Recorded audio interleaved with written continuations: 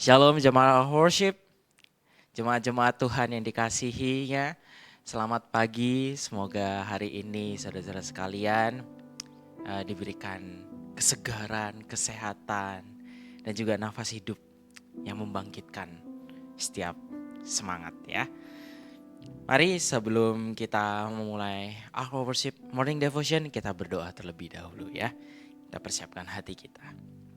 Bapa di surga, kami bersyukur ya Tuhan pada pagi hari ini Kau telah membangunkan kami, Kau telah menyediakan kesempatan dan hari yang baru buat kami ya Tuhan. Dan kami percaya ya Tuhan, kami sudah menyaksikan kesetiaan-Mu ya Tuhan semalam. Dan kami hari ini kami mau melihat kebaikan-Mu ya Tuhan. Seperti janji-Mu ya Tuhan, pada siang hari kami akan melihat kebaikan.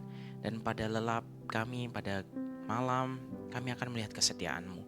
Artinya Engkau tidak akan berhenti memperhatikan kami ya Tuhan. Dan kami percaya Kau tidak memperhatikan saja, Kau akan menolong kami hari ini. Apapun yang kami kerjakan ya Tuhan, itu akan Kau sertai dan buat berhasil. Ajari kami ya Tuhan hari ini, persiapkan hati kami seperti tanah yang baik, tanah yang siap untuk ditanami benih firman-Mu. Biar kiranya Roh Kudus mengurapi setiap hati kami, pikiran kami, telinga kami, dan lidah bibir kami, sehingga kami bisa menangkap dengan baik-baik firman-Mu hari ini. Terima kasih ya Tuhan, hanya dalam nama Tuhan Yesus Kristus kami siap mendengarkan firman-Mu. Haleluya, amin. Ya, shalom saudara-saudara sekalian. Saya akan membagikan renungan. Sebenarnya ini sudah dibawakan di ibadah Aku Worship lama sekali ya. Tapi saya mau bawakan kembali karena saya juga merasakannya ya saudara-saudara sekalian ya. Mari sebelum itu kita buka di Markus 4 ayat 35 sampai yang ke-41.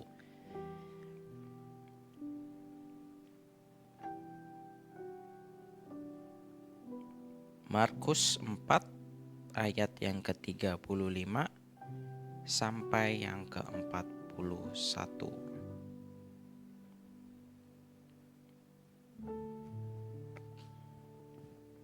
Saya akan bantu bacakan ya buat saudara sekalian. Kalau saudara sekalian mau ikut membaca, silakan ya.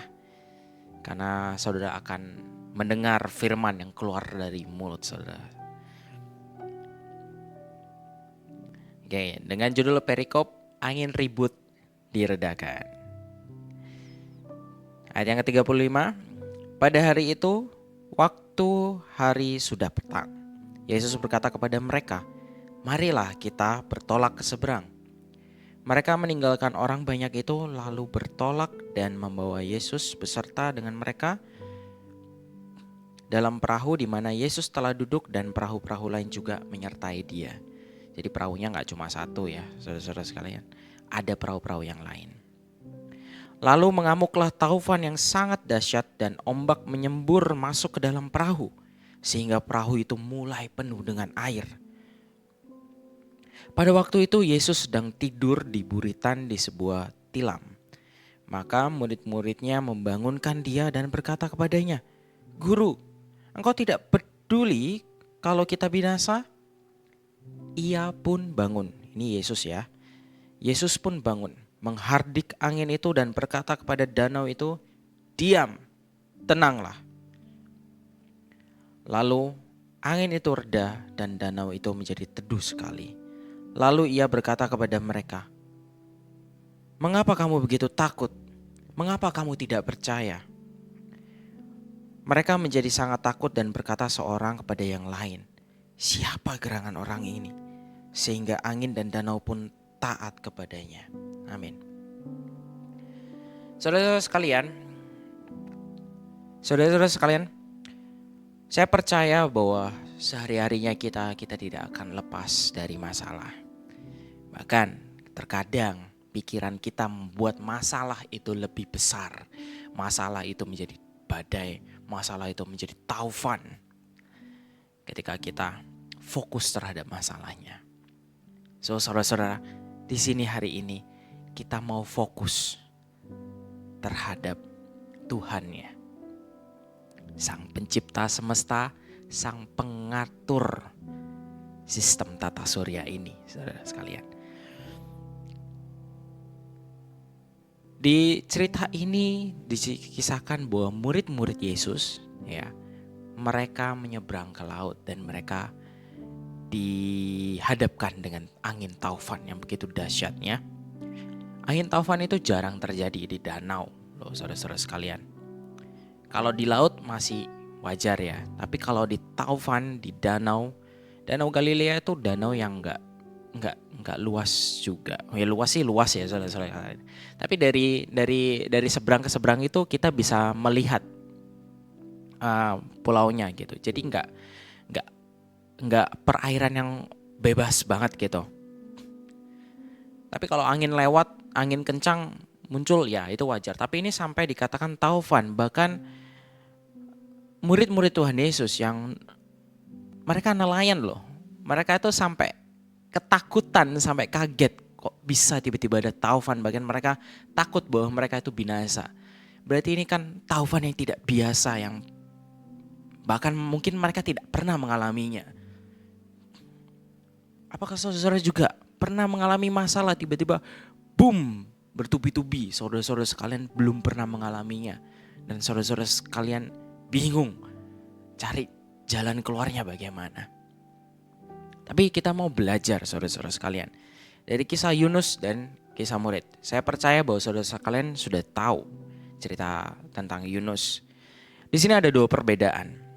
Kalau kita baca di Markus 4 yang ke-37, lalu mengamuklah taufan yang sangat dahsyat dan ombak menyembur masuk ke dalam perahu sehingga perahu itu mulai penuh dengan air.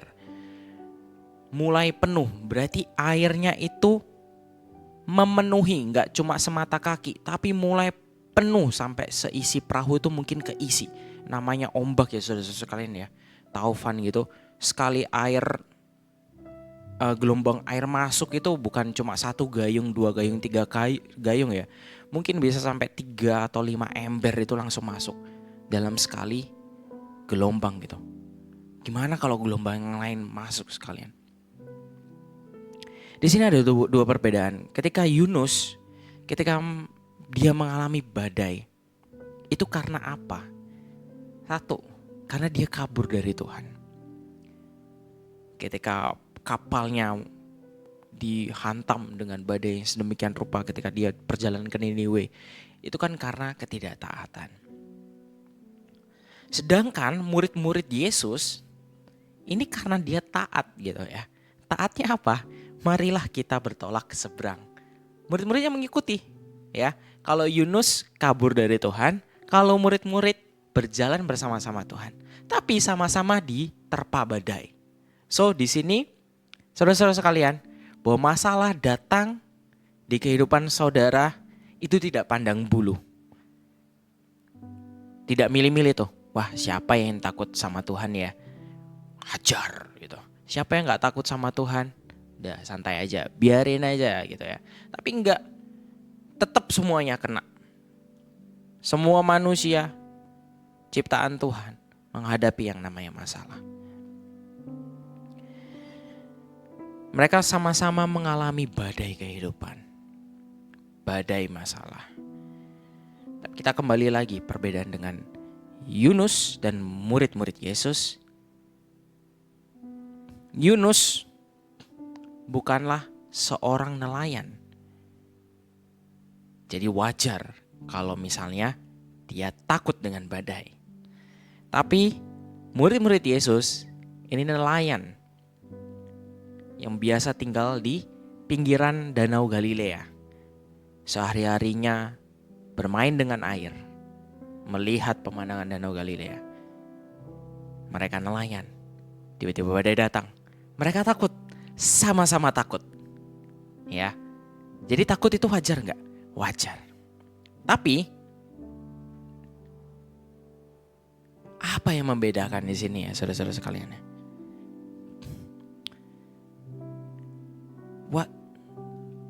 Apa masalah apa? Jadi di sini bisa dibilang level badainya itu wah Sebagai seorang nelayan kalau udah ngalami badai mereka takut. Berarti level badainya ini bener-bener wow banget gitu ya. Sedangkan kalau Yunus ya dia bukan nelayan, jadi ya mungkin level badainya buat orang-orang nelayan itu biasa gitu. Tapi kita nggak bicara soal level atau nggak level. Semua badai yang dihadapi kita itu sudah pasti sesuai dengan kapasitas kita. Ya saudara-saudara sekalian ya, bagaimana kita meresponi setiap badai yang dalam kehidupan kita itu seharusnya sudah pasti sesuai dengan level kita. Tapi di sini kembali lagi saya memperingatkan kita mau fokus kepada Tuhan ya. Kita sekarang lihat Tuhan Yesus apa yang dia lakukan. Pada waktu itu di ayat yang ke-38, pada waktu itu Yesus sedang tidur di buritan di sebuah tilam. Saya sih nggak bisa ngebayangin ya saudara-saudara sekalian. Ini tuh udah menjadi buah pikiran kita dari dulu sampai sekarang ketika mendengarkan kisah ini. Yesus tidur tapi ombak itu ngisi perahu sampai penuh gitu. Itu Yesus kayak disiram gitu ya, disiram. Tapi dia tidur.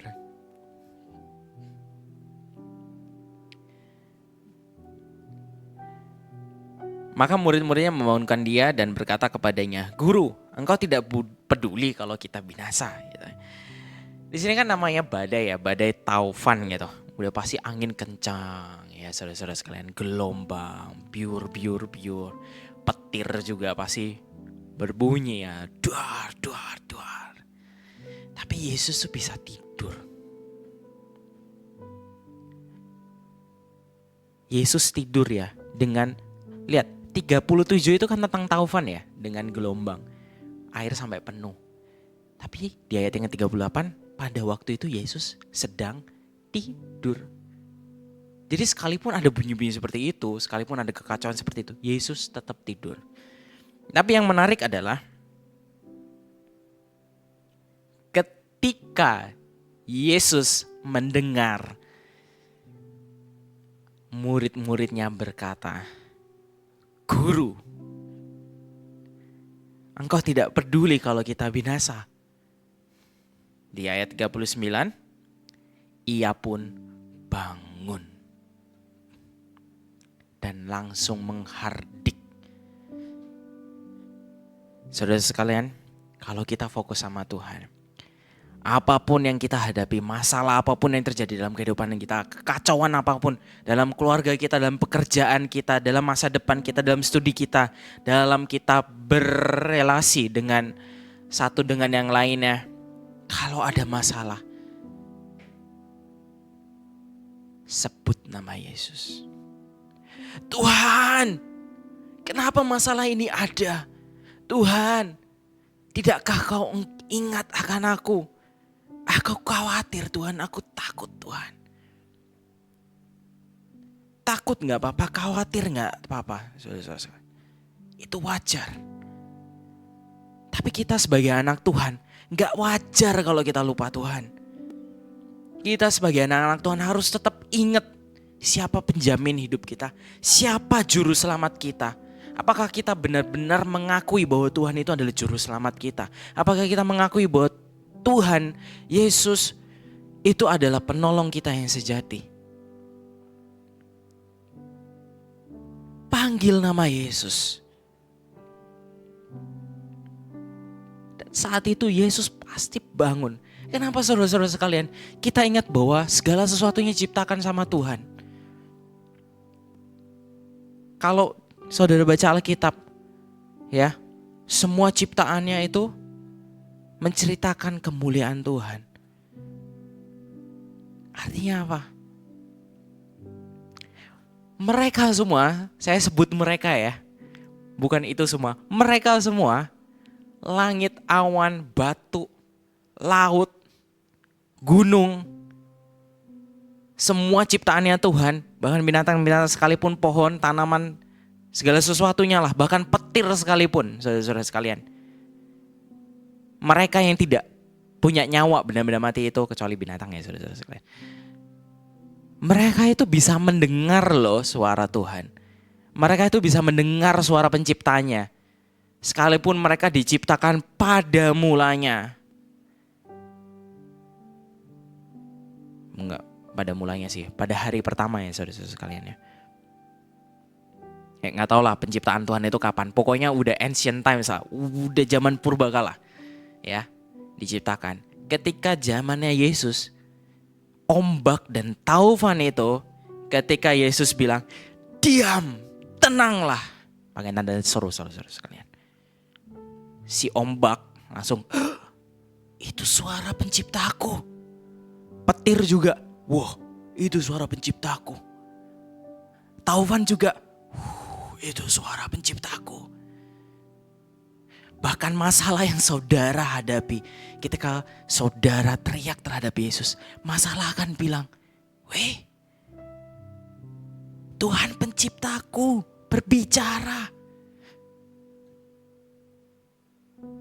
Saudara sekalian, Tuhan ini pencipta segala sesuatunya, termasuk masalah dalam kehidupan saudara.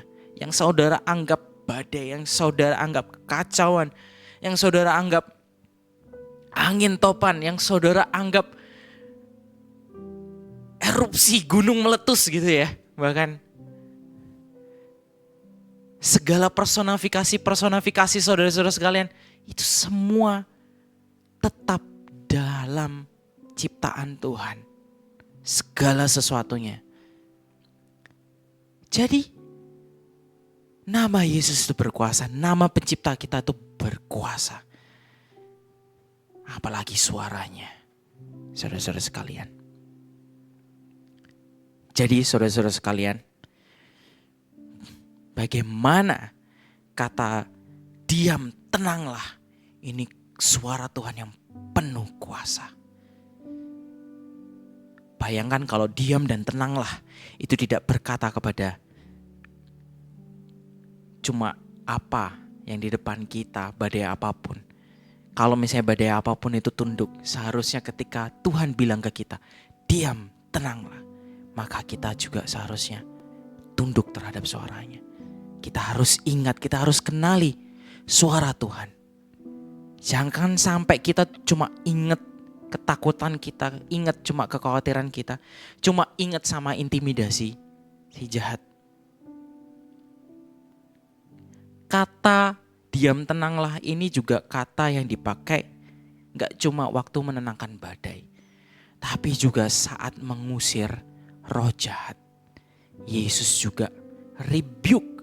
Ya, kalau dalam bahasa Inggrisnya, ini kalau di bahasa Inggrisnya diam tenanglah ini, diam itu rebuke ya. Bukan. Maksudnya menghardik angin. Ya, mengusir roh jahat juga kata yang sama, rebuke. Lihat, bahkan iblis pun mengakui itu suara pencipta alam semesta, surga, bumi. Dan roh jahat itu keluar, saudara-saudara sekalian. Ingat, yang berkuasa itu Tuhannya, bukan mulut kita, saudara-saudara sekalian. Tapi kita perlu menggunakan iman kita agar kita ini tidak dipermainkan musuh kita. Agar kita ini punya, dilihat musuh kita ini berani. Kita ini punya courage, kita ini punya background. Siapa backup kita, siapa yang di belakang kita, siapa yang melindungi kita. Karena kalau kita nggak sanggup berkata dengan iman kita, maka kita hanya akan ditertawakan. Saudara sekalian, apapun yang saudara-saudara hadapi hari ini, apapun yang sedang saudara pikul beban, saudara mungkin lelah, capek, kenapa hari-hari begitu padat? Seakan-akan cuaca yang tidak baik itu selalu ada dalam kehidupan kita.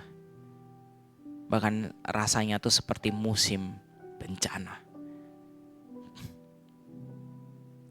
Mungkin saudara lupa. Mungkin saudara belum membangunkan Yesus. Saudara-saudara sekalian, Yohanes berkata, roh yang di dalam kita itu lebih besar kuasanya, lebih besar daripada roh yang di dunia. Karena itu saudara-saudara sekalian, bangkitkan iman saudara, bangkitkan roh yang ada di dalam saudara-saudara sekalian, roh pencipta alam semesta dan segala isinya, yang bisa menciptakan dari kekosongan menjadi ada, dari yang tidak ada menjadi ada. Itu cuma Tuhan yang bisa.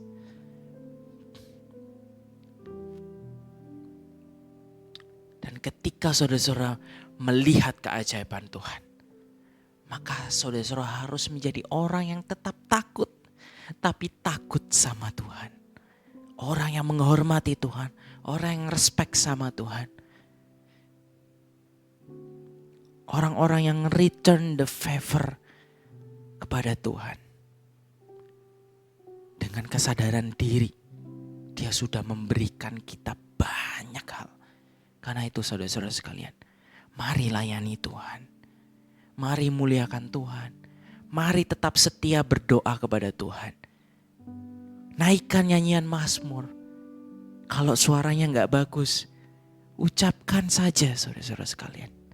Tuhan senang kok dengarnya. Ketika saudara-saudara sekalian itu memuji Tuhan, mengakui keajaiban Tuhan. Demikian firman Tuhan hari ini, saudara.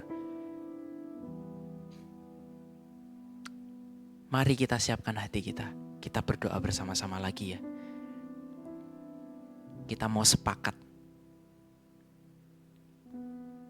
Kita mau berdoa bersama-sama buat orang-orang yang lain yang mungkin lagi menghadapi badai. Udah pasti sih menghadapi badai. Tapi yuk kita support satu lainnya. Berdoa sendiri tuh gak enak. Berdoa rame-rame itu enak. Ya. Yuk.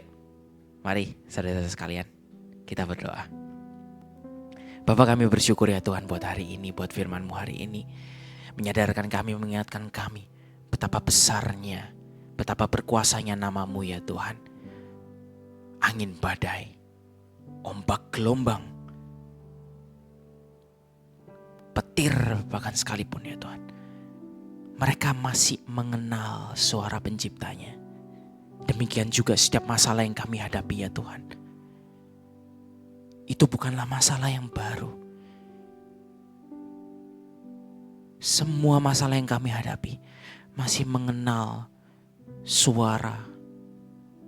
Masih mengenal nama pencipta surga dan bumi dan segala isinya. Nama-Mu tidak berubah ya Tuhan. Suara-Mu tidak berubah. Kau adalah Alfa Omega. Kau Tuhan yang setia. Tuhan, terima kasih buat firman-Mu hari ini. Hari ini kami mau hadapkan segala sesuatunya ke dalam tangan-Mu.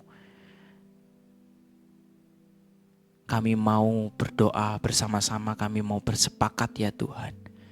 Bahwa hari ini kami meletakkan ya Tuhan setiap pergumulan kami.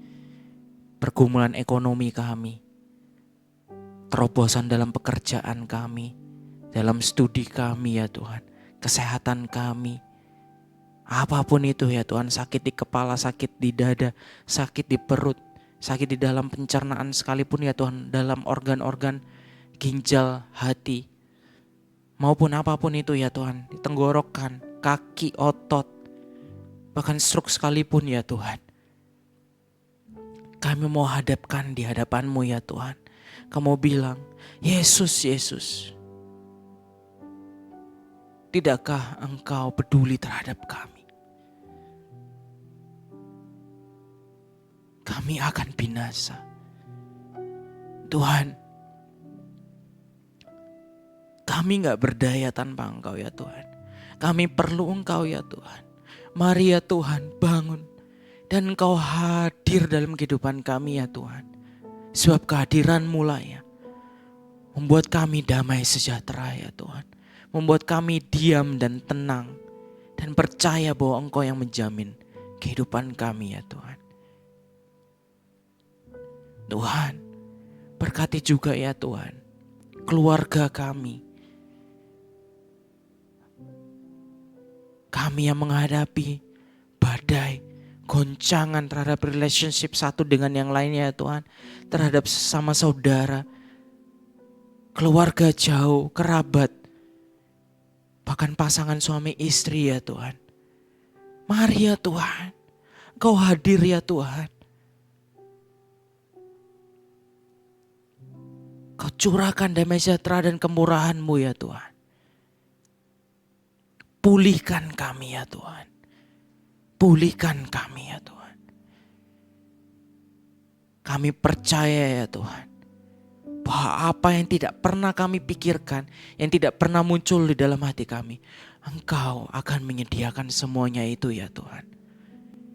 Ampuni kami ya Tuhan, kalau kami menganggap bahwa masalah kami lebih besar daripada Engkau ya Tuhan.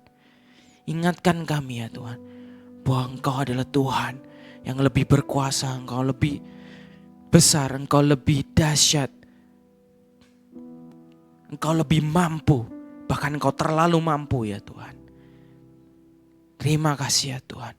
Ini kami ya Tuhan.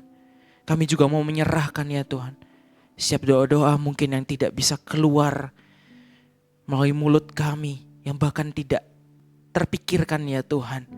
Engkau turut menolong kami, Engkau turut berdoa bersama-sama dengan kami ya Tuhan.